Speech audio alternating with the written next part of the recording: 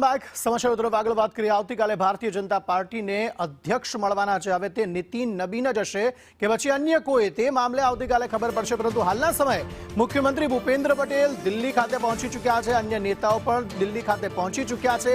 નીતિન નબીનના નામાંકનમાં તેઓ હાજરી આપવાના છે। 2 થી 4ની વચ્ચે નામાંકનની પ્રોસેસ જે છે તે થવાની છે। ત્યારે નીતિન નબીનનું આજે નોમિનેશન છે અને આવતીકાલે પરિણામ આવવાનું છે। પરંતુ એ પૂરેપૂરી શક્યતાઓ કે નીતિન નબીન જ ભારતીય જનતા પાર્ટીના રાષ્ટ્રીય અધ્યક્ષ, જે હાલ કાર્યકારી અધ્યક્ષ છે, તે અધ્યક્ષ બનશે। કારણ કે નીતિન નબીન જ ભારતીય જનતા પાર્ટીના રાષ્ટ્રીય અધ્યક્ષ માટે એકમાત્ર ઉમેદવાર છે।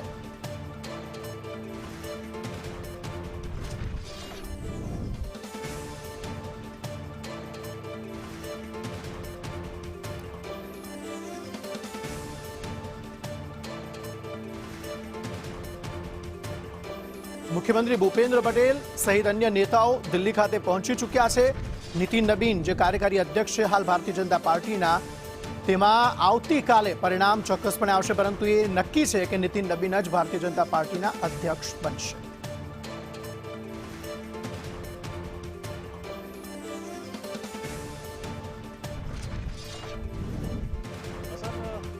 मात्र 46 साल का एक युवा भारतीय जनता पार्टी का राष्ट्रीय अध्यक्ष बनने जा रहा है। आज नामांकन है, कल जश्न है। आप कैसे देख रहे हैं इस चीज को? गुजराती में जो भारतीय जनता पक्षनी आज खासियत है कि बीजा पक्षना राष्ट्रीय अध्यक्ष थवुं होय तो कोई व्यक्ति आखी जिंदगी आपी दे पक्ष माटे तो पण राष्ट्रीय अध्यक्ष नहीं थई सकतो। परंतु भारतीय जनता पक्ष एक नवा विचारोवाळो पक्ष है।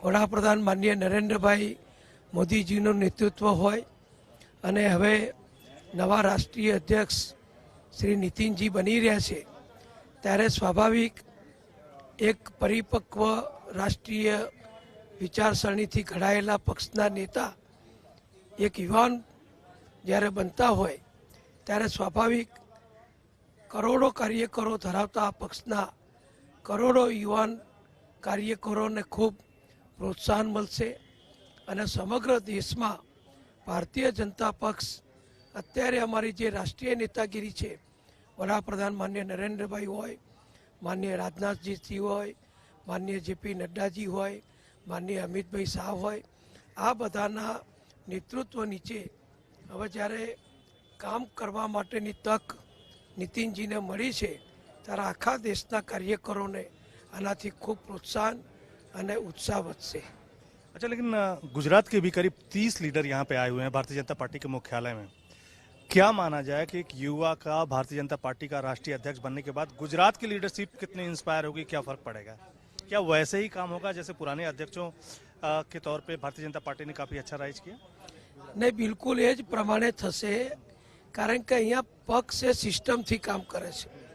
व्यक्तिनी उमर, व्यक्तिनु राज्य ए अलग विषय छे, पर જ્યારે રાષ્ટ્રીય પ્રમુખ હોય ત્યારે પક્ષના રાષ્ટ્રીય જે વિચારસરણી છે, પક્ષની જે સિદ્ધાંતો છે, પક્ષના જે અમારું નેતૃત્વ છે અને અમારા આખા દેશમાં મોટાભાગના રાજ્યોમાં જે ભાજપની સરકારો છે, એ બધી સરકારોના મુખ્યમંત્રીશ્રીઓ સાથે જે સંકલન છે, એ સંકલન અમારા રાષ્ટ્રીય અધ્યક્ષ દ્વારા થવાનું છે અને આવનારી બધી ચૂંટણીઓ એ ભારતીય જનતા પક્ષના નવા અધ્યક્ષના નેતૃત્વમાં સંગઠન દ્વારા લડાય અને ફરી આખા દેશમાં અત્યારે છે એવો ને એવો ભાજપનો મજબૂત સંગઠનનો માહોલ બને અને બધા જ ક્ષેત્રમાં ભાજપ એ આગળ વધતું જાય એવું કામ ચોક્કસ થશે। मुख्यमंत्री भूपेन्द्र पटेल सहित 30 नेताओं है कि जो हाल दिल्ली खाते है, जे नामांकन की प्रक्रिया है तेमा मुख्यमंत्री जोड़ाया है। हाल समय इसकी खासी चर्चा है। गुजरात की लीडरशिप कैसी, उसको कैसे देख रही है? खास करके आप तो मिनिस्टर के तौर पे भी काम किए हैं, तो आप कैसे देख रहे हैं? सर्वप्रथम तो આજે રાષ્ટ્રીય અધ્યક્ષ તરીકે નીતિન નવીનજીની જે નિમણૂક કરીને જે પ્રક્રિયા છે, જે રાષ્ટ્રીય પાર્ટી ભારતીય જનતા પાર્ટીની અંદર જે એક ટ્રાન્સપરન્સી છે, અને એના માટે અમે સૌ ગુજરાતના આગેવાનો અમારા પોતાના હસ્તાક્ષર સાથે એમને નોમિનેશન ભરીશું અને કાલે એમનું જ્યારે આ નામ ડિક્લેર થશે તો ગુજરાત માટે ખૂબ આનંદનો વિષય છે.